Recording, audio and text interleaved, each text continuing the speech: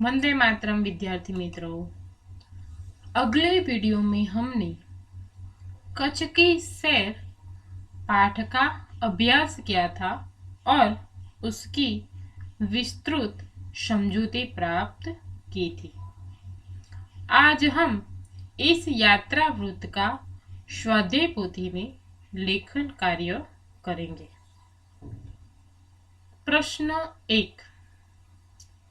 प्रश्नों के उत्तर के लिए उचित विकल्प चुनकर विकल्प का क्रम कोष्ठक में लिखिए।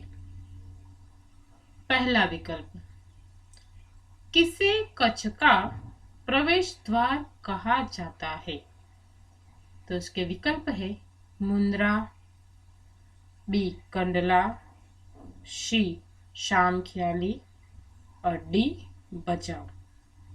तो उसका उत्तर होगा सी शामख्याली।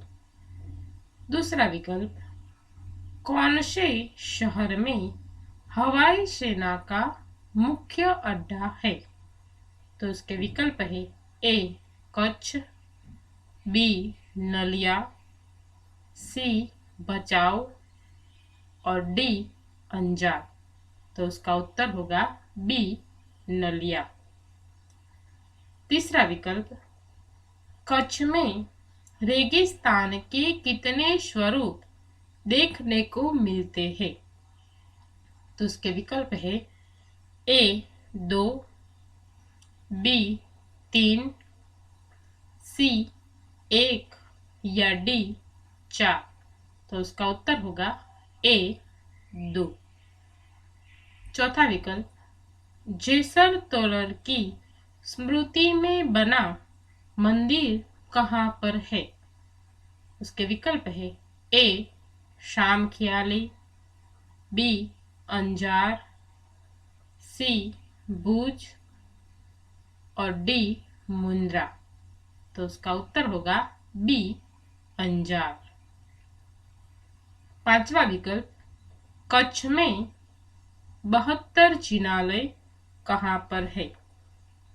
उसके विकल्प है ए मांडवी में, बी लखपत में, सी भद्रेश्वर में या डी गांधीधाम में।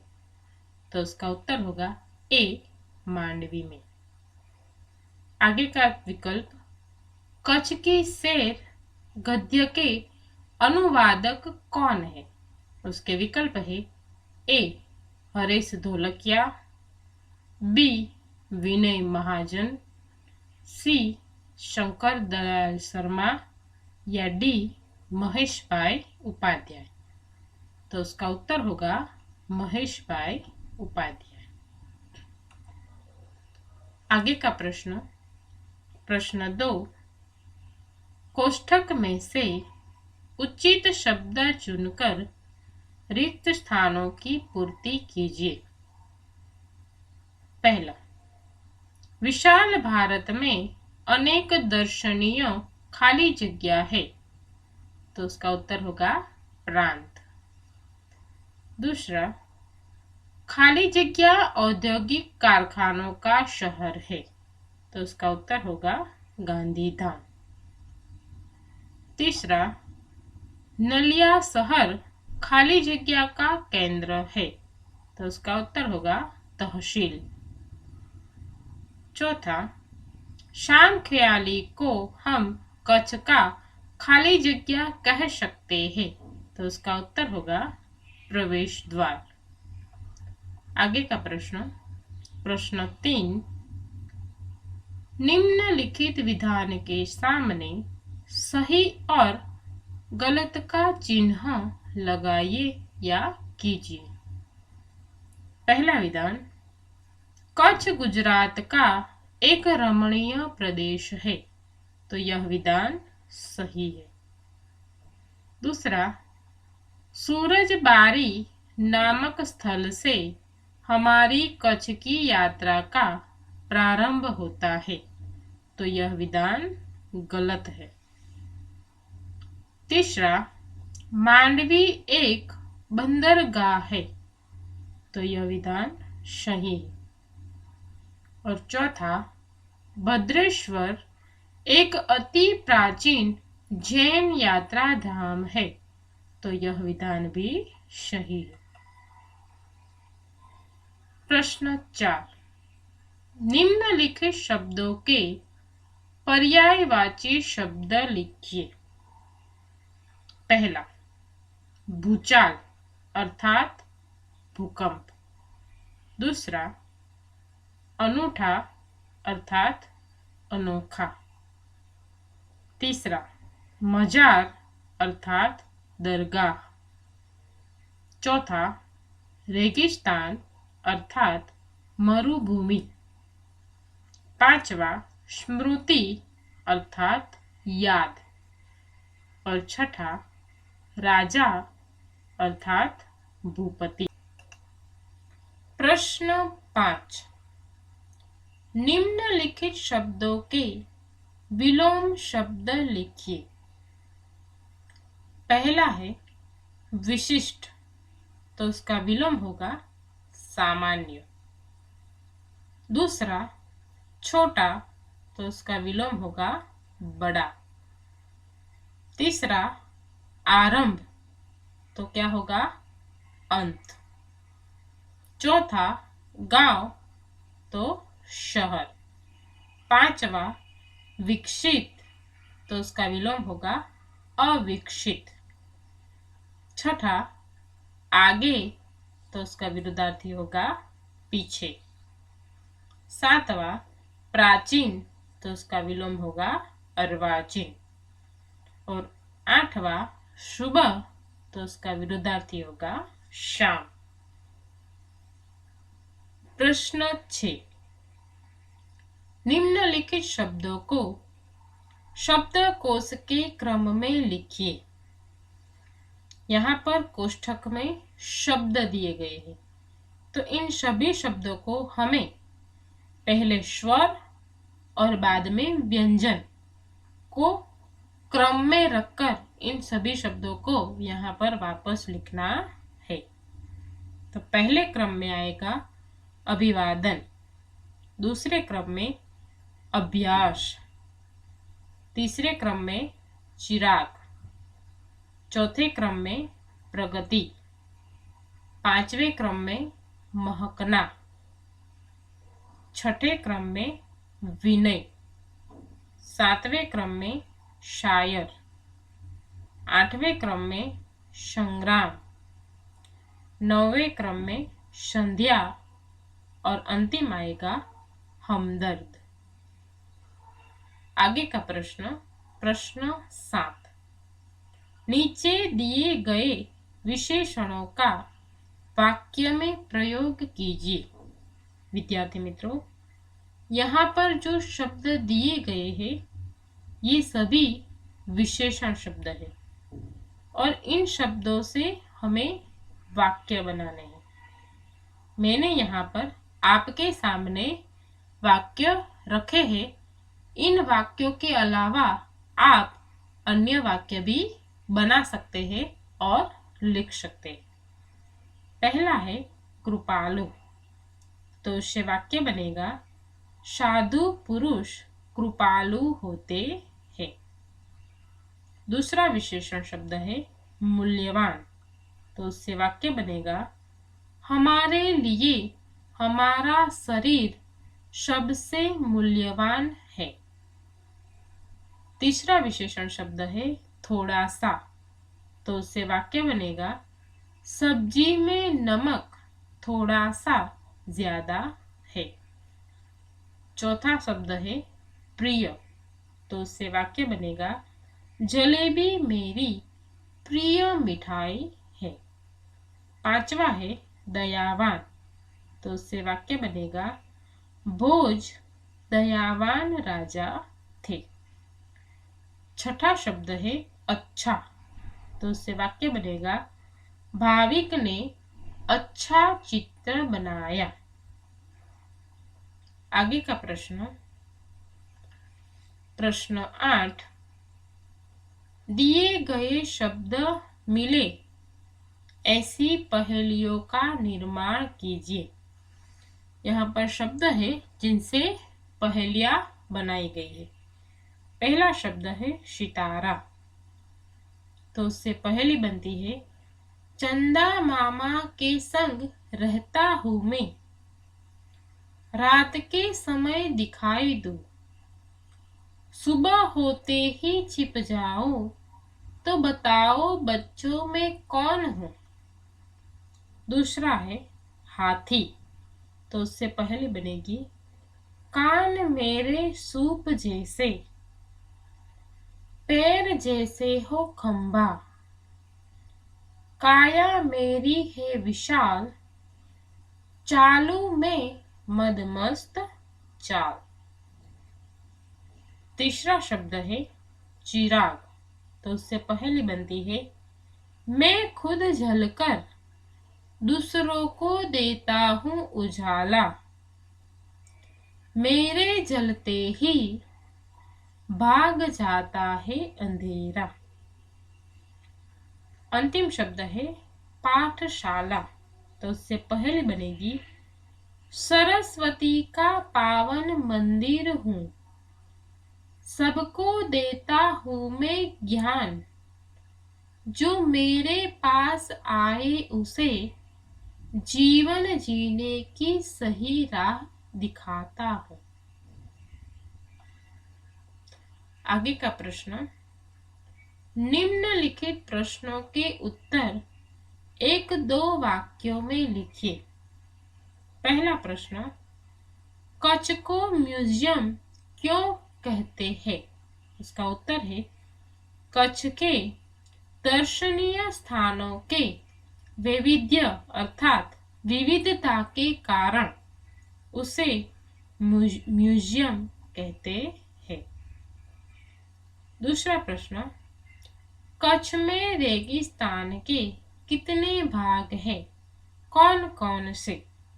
तो उसका उत्तर है, कच्छ में रेगिस्तान के दो भाग हैं, एक छोटा रेगिस्तान और दूसरा बड़ा रेगिस्तान। तीसरा प्रश्न, कच्छ की यात्रा का प्रारंभ कहाँ से होता है? तो उसका उत्तर है, कच्छ की यात्रा का प्रारंभ शाम खियाली से होता है। चौथा प्रश्न, गांधी धाम में स्थायी सिंधी प्रजा कहाँ से आई है? तो उसका उत्तर है, गांधी धाम में सिंधी प्रजा पाकिस्तान से जाकर स्थायी हुई है।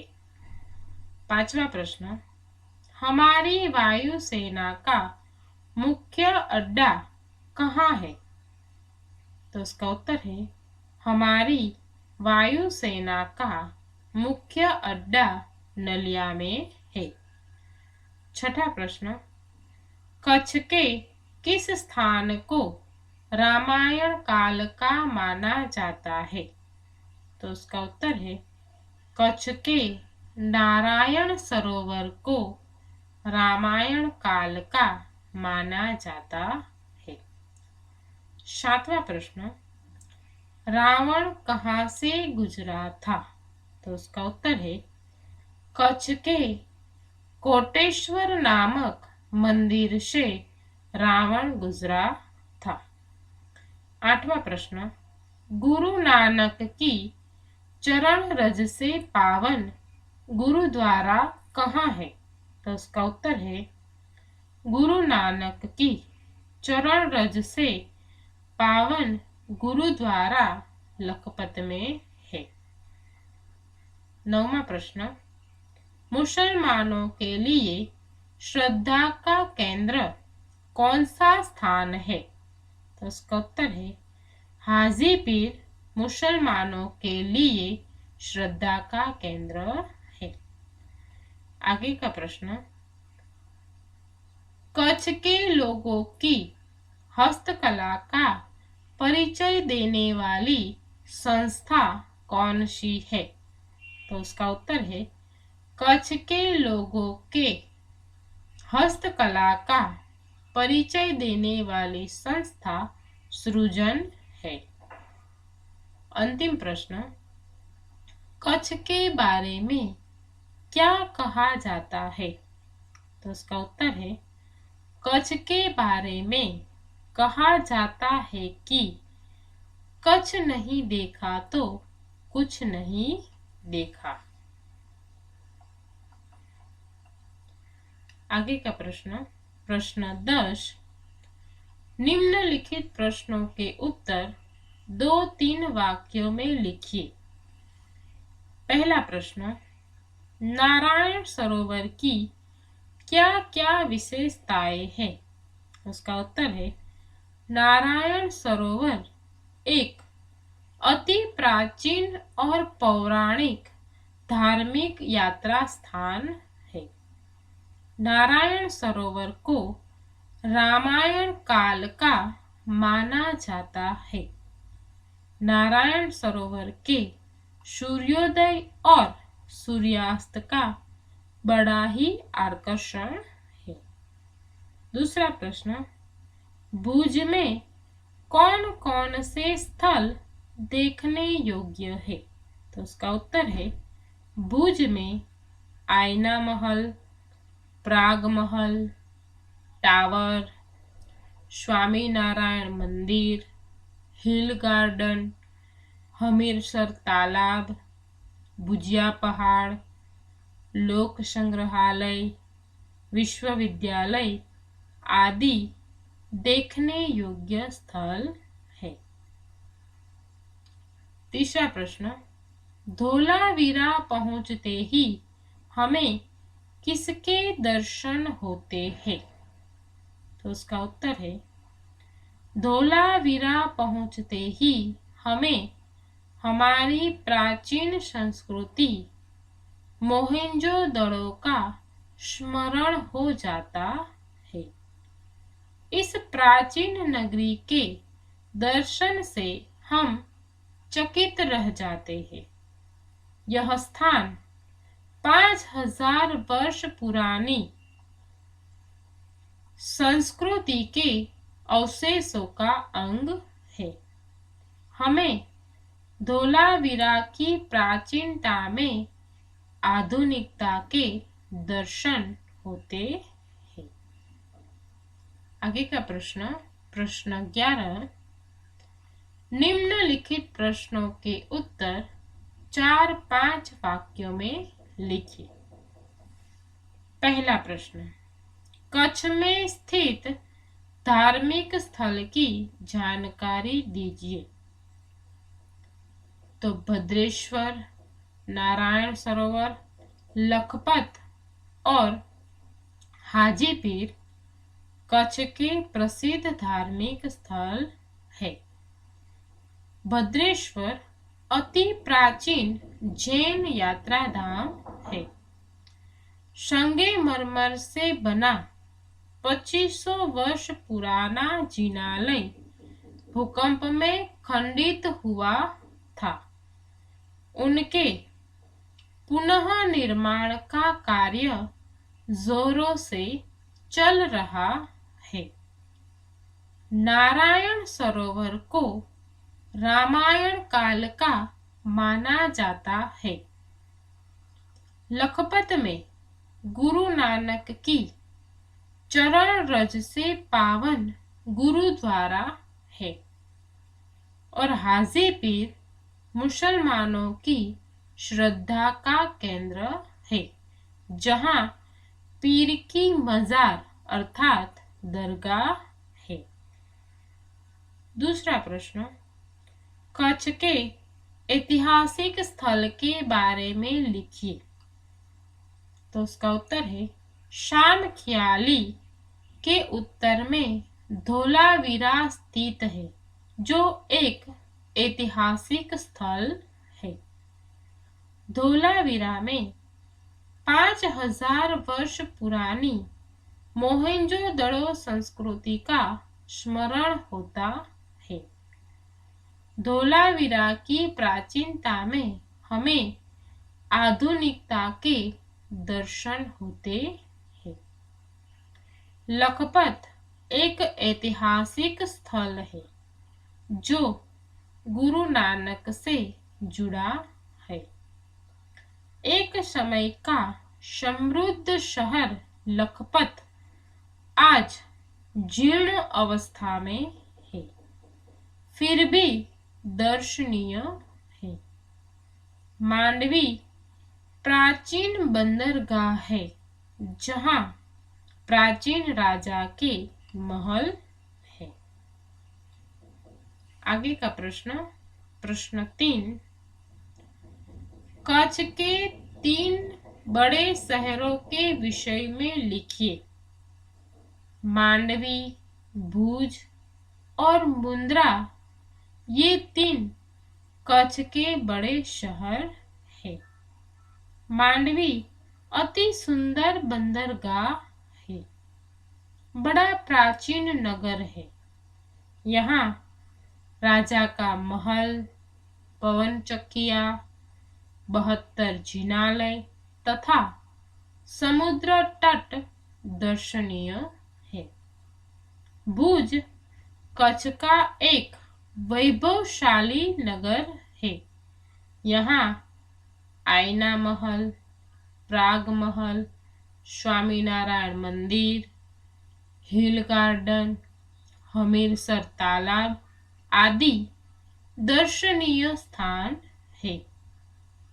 मुंद्रा शहर तहसील का केंद्र है। यहाँ अनेक उद्योगों का विकास हुआ है। यहाँ पर कई प्राचीन इमारतें हैं। आगे का प्रश्न, प्रश्न 12, निम्नलिखित परिच्छेद का हिंदी में अनुवाद कीजिए। यहाँ पर गुजराती भाषा में एक परिच्छेद दिया गया है, जिसका हमें हिंदी में अनुवाद करना है। हिरण नदीनी पश्चिम बाजुए सूरज दादा विदाय लई રહ્યા છે। तो इसका हिंदी होगा, हिरण नदी की पश्चिम की ओर सूरज दादा विदाई ले रहे हैं। संध्या टाणे पंखीओना टोळा पोताना माळा भणी उड़ी રહ્યા છે। तो उसका हिंदी होगा, संध्या के समय पक्षियों की टोलियां अपने नीड की ओर उड़ रही है। ભેંસોનું ખાડું અને ગાયોના ધણ પોતાના માલિકના ઘર ભણી પડી રહ્યા છે। तो उसका हिंदी होगा, भैंसों का झुंड और गायों का समूह अपने मालिक के घर की ओर लौट रहा है। ત્યારે ઝરમર ઝરમર वर्षानी शुरुआत થઈ। उस समय रिमझिम वर्षा शुरू हुई। सौ असह्य गर्मीनी પીડામાંથી मुक्तिनो आनंद લઈ રહ્યા હતા। लोग असह्य गर्मी की पीड़ा से मुक्ति का आनंद ले रहे हैं। मात्र मानव ज नहीं, पशु पक्षी अने जीव जंतु पण शांति अनुभववा लाग्या। तो उसका हिंदी होगा, केवल मनुष्य ही नहीं, पशु पक्षी और जीव जंतु भी शांति का अनुभव करने लगे। आगे का प्रश्न, प्रश्न 13, अपूर्ण कहानी पूर्ण कीजिए। यहाँ पर स्वाध्याय पोथी में 1-2 लाइन की कहानी दी गई है, जिसमें लिखा है कि एक गांव था। उस गांव में एक गरीब किसान रहता था। उनके 2 बेटे थे। बड़े का नाम रामू और छोटे का नाम। उसके बाद हमें कहानी खुद लिखनी। आगे बढ़ानी है। तो हम इस कहानी को आगे बढ़ाते हैं कि बड़े का नाम रामू और छोटे का नाम श्यामू था। रामू को बचपन से ही पढ़ाई करना बहुत पसंद था।